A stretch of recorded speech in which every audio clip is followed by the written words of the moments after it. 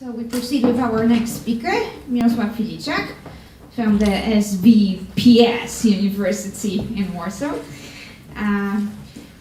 One of the pioneers of Polish game studies, I dare to say. And he will be talking about his research of pinball communities in Poland.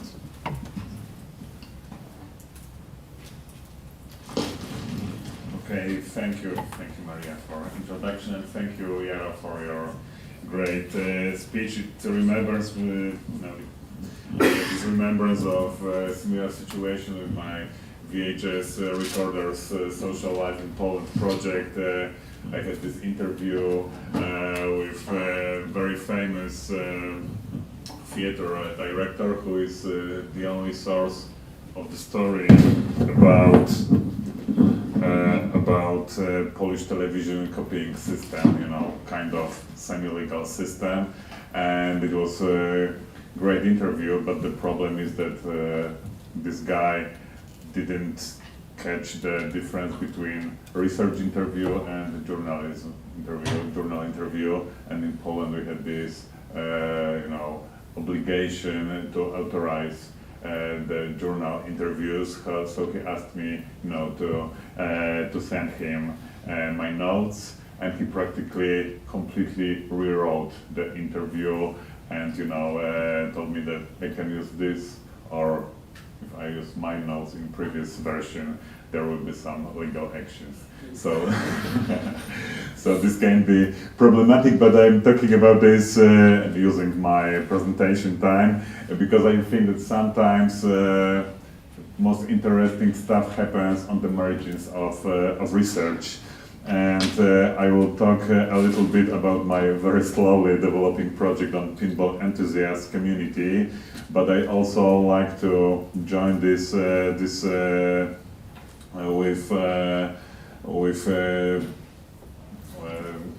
the topics of practical recommendation for example GLAM institutions.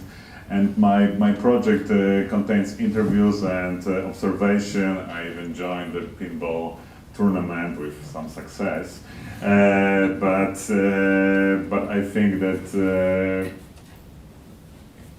sometimes I think it's just pretext to think about something more broad, more general. And for me, three important contexts for these projects. First one is very simplistic cover of the book Praktyki kulturalne Polaków, Cultural Practices of Poles. It was a research project I've been involved to. It was about quantitative research on cultural activities of Polish people, because a few years ago I was shocked how many,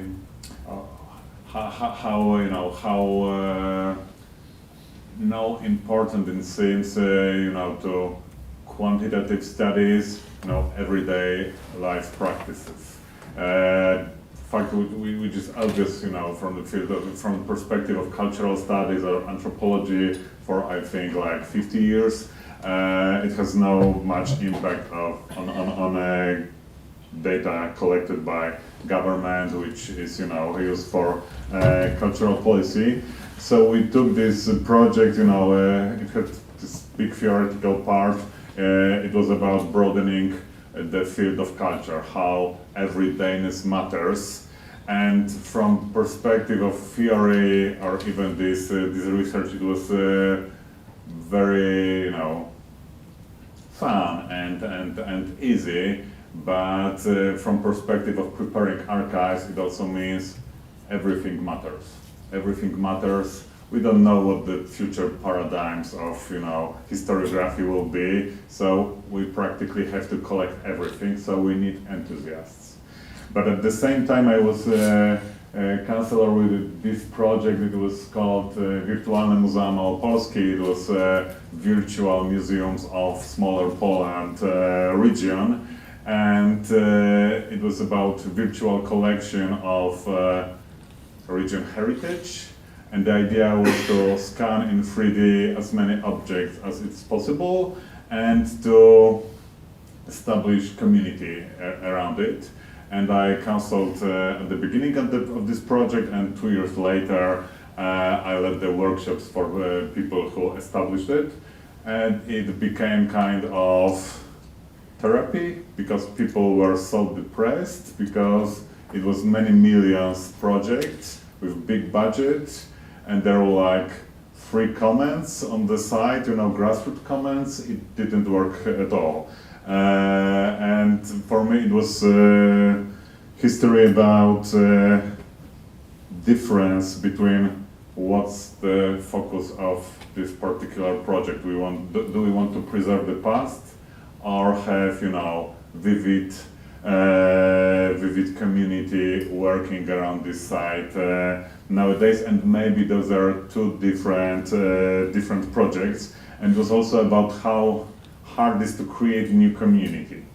And the third element of context, it was my article I consulted with Maria in bi-weekly, this Polish cultural online magazine, and it was heavily inspired by Jakov's article about modes of games history and how enthusiast history is important to it. But of course, we have some problems with histories written by enthusiasts, and I think it was a very important part of this article that enthusiasts are great archive workers, but they are not particularly well historians, and it was received pretty bad. Yeah, many people felt, or maybe few people, but important people felt offended, and I think now I think they are right. So how do you know how to work with academic standards within the field of more and more the institutionalized culture, and to connect it with institution? I think it's the big problem. And okay, but so we need enthusiasts. So my project about pinball community is a little bit about that. Of course, it's about pinball. I think that pinball machines are interesting, even if a little bit exotic topic, because golden era of pinball machines. It's the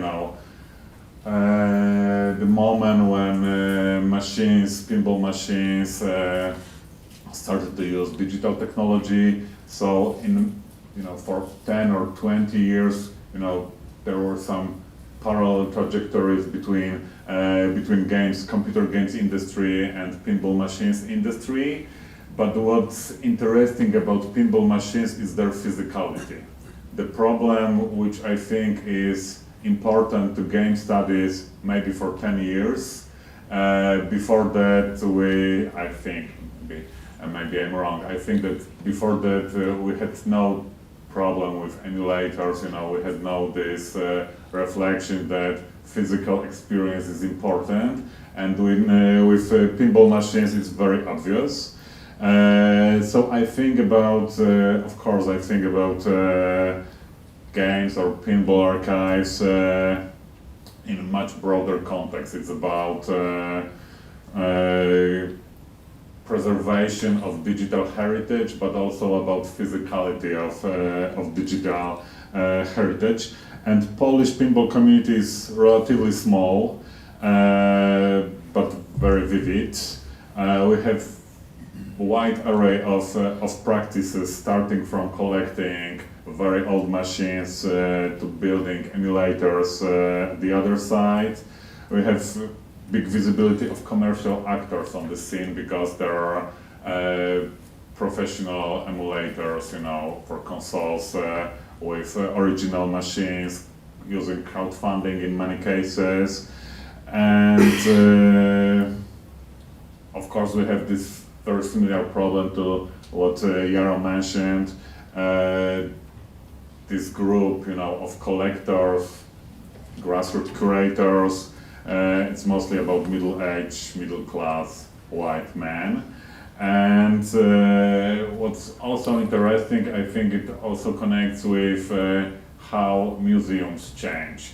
Okay, because I will show you a pinball and arcade museum, which is at the same time museum and a pub. And I think it's a direction, you know, in which more or less many institutions like museums go, because, you know, we have this experience, economy, and so on and so on.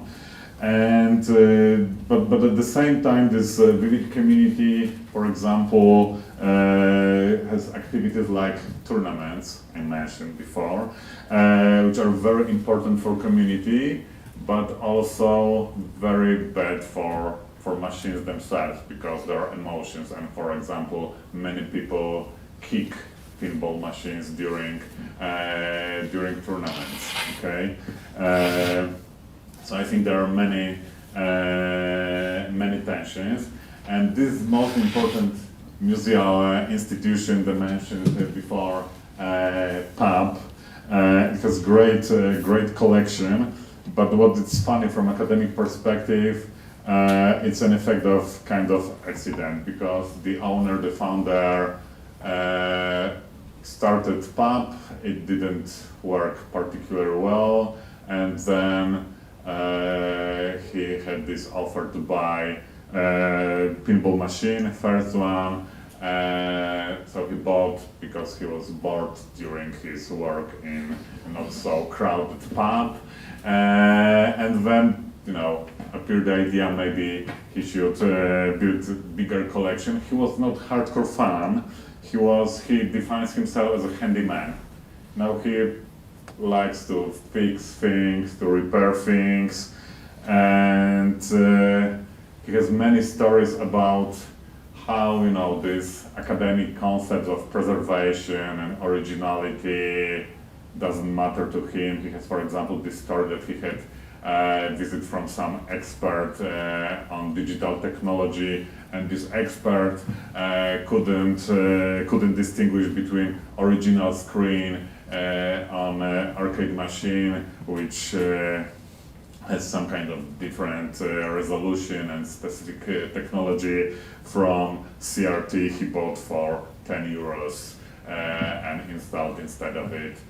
So it's a bullshit, to be honest, for him, those conservative practices. What's more problematic from academic perspective, as curator, his policy, you can describe it, he collects what he likes. Okay, he collects what he likes, and it's the most important factor for collection composition.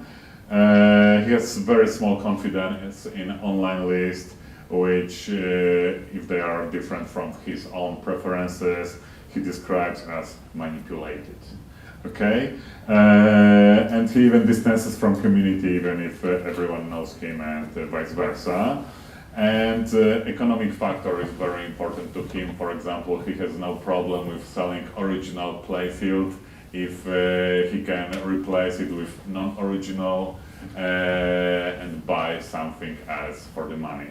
Okay, so from traditional museum perspective, you know, it's not very proper. But what's interesting, and why I'm talking about it, he says that for the fundamental problem is ability to play. You know, it's kind of his credo. You know, quote: "People have to play here. If they can't, it would be like to visit gallery and see covered paintings." So maybe he's right. Maybe the most important factor within this collection is to have to keep community alive and to let people play. Okay, so yeah, I have to skip maybe some part. It's about you know, who have to establish archives, and I had this ironic remembrance of some game studies conference a few years ago.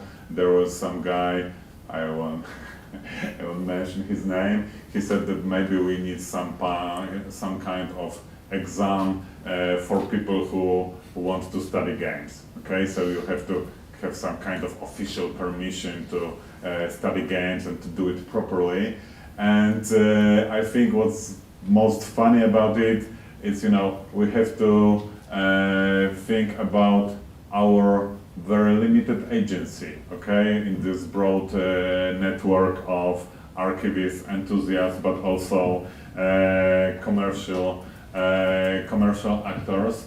And maybe a few years ago I was, very excited by Erkki Huhtamo article about, how poorly written is games history, how it lacks of critical aspects. But I think I agree with Rayford Goins' answer that we need collections to perform critical analysis, and maybe from practical perspective, how we establish those archives, it's not as important. Okay, we also, I think the other problem is, of course, commercial actors. I think we can think about them as the keepers of traditional part, of archives, this mainstream history. This is the project of Lucas Museum of Narrative Arts of Games, and of course it has this PR element to it, and it will be very playful and I think very important institution. Lucas Arts, okay. Yeah. I got problems with that. Why is it combined with the GOG? Because GOG is also, a kind of curator, one of the most important curators. It's not related to these pictures. No, so that's why we have frames here. It's about borders between, okay? And of course we get the problem with adaptation strategies, and I think that commercial actors become more and more aware of those. For example, it's about this new Sega Mega Drive console, and you can see this quote that original controls is very, very important, and at the same time we have this review for New Legend of Zelda remake. Maybe is it too faithful to the original? So that's the problem, and I think that I started to work on my project with this question in my head: who does the good job? Who we need to promote, who we need to help. But I finish with who needs support, because definitely no GOG and no LucasArts. But I think that enthusiasts I criticized before, and I think it's very, very, very preliminary and simplistic approach. But I think that what's important for academic alliances is to work on the west side of this diagram to support non-commercial, even pirate initiatives, because what's very important, and I think that it was visible during previous presentations, keynote and your speech, that locality matters. That locality matters, and locality is not so important for the global companies, and it's very important from social life of games, local game cultures approach. And I know I should finish soon. And I think we also should mention that there is change of perspective within. For example, it's probably well known for all of you history about dagging Atari. And about this reflection that games life cycle, it's also about becoming waste, and maybe we should not stop it. Maybe it's like time that you should not, hide the destruction of things, degradation of things, but rather, fill it with gold, because it's what really matters, that time flows and stuff degenerates. and it reminded me, and it's pretty hardcore example, it reminded me of Oskar Hansen's proposal of Auschwitz Museum Memorial. It was his proposal 60 years ago that we should not conserve Auschwitz concentration camp, but rather to close the gate and let it degenerate and maybe, let the nature work. And maybe we should not hide,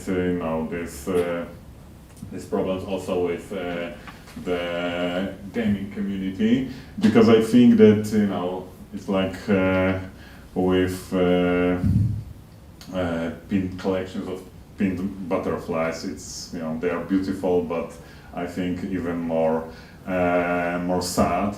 And I think that maybe we should promote what's alive and accessible, especially if, not many institutions, especially not commercial institutions, will have budgets for preserving games like they do with, for example, Namjoon Paik's media art, because it's so cost-consuming, and in context of massive production of games, maybe it's not. It doesn't make sense.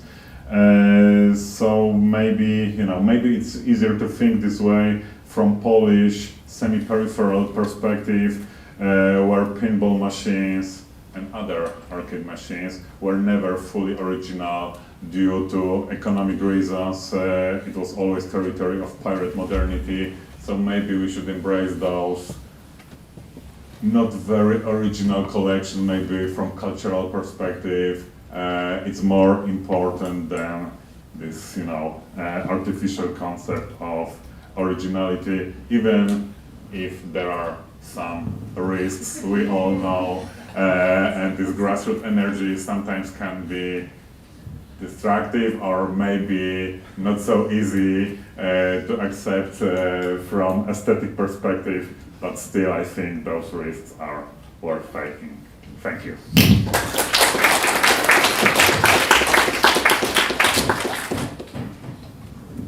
Questions?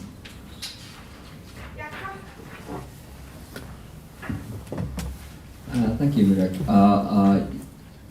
You had this, you used the word alliance instead of collaboration. So what is the difference between these two? Maybe it's the problem with my English more than some theoretical concept, but I think that alliances, we can, from political world, we know that we can change alliances. They can be very contemporary, like maybe there's no big difference, I think. Yeah, I think that there is, and it might be quite interesting to kind of study that. Okay, yeah. So please answer. Yeah, but I don't have the answer yet, but I just noticed that it might be interesting actually to think about this difference between these kind of ideas, how to collaborate, how to do cooperation between different parties. So collaboration might be more that than that you have a kind of common goal. But if you have an alliance relationship, it might be that you have different goals, and maybe like you mentioned that it can be, these relationships can change in time. So it might be interesting to think about what does it mean if you think about the game history and from this perspective. Yes. Thank you. Thank you for a very interesting presentation. I want to push you a little bit on. You started with a super interesting point of this article that you sort of changed your mind on, that maybe fan collaborators, enthusiasts are not the best curators. And then you circle around that a little bit and sort of, but end up in a similar space where, yeah, there are some things that don't quite work from this perspective. If things are only preserved, if they are being loved, then where does that leave us? So where do you end up on that question? Because right now I see you sort of coming in from two different sides, but like, so what is the problem really with fan preservation efforts and enthusiasts, and where do you see this collaboration to actually be going?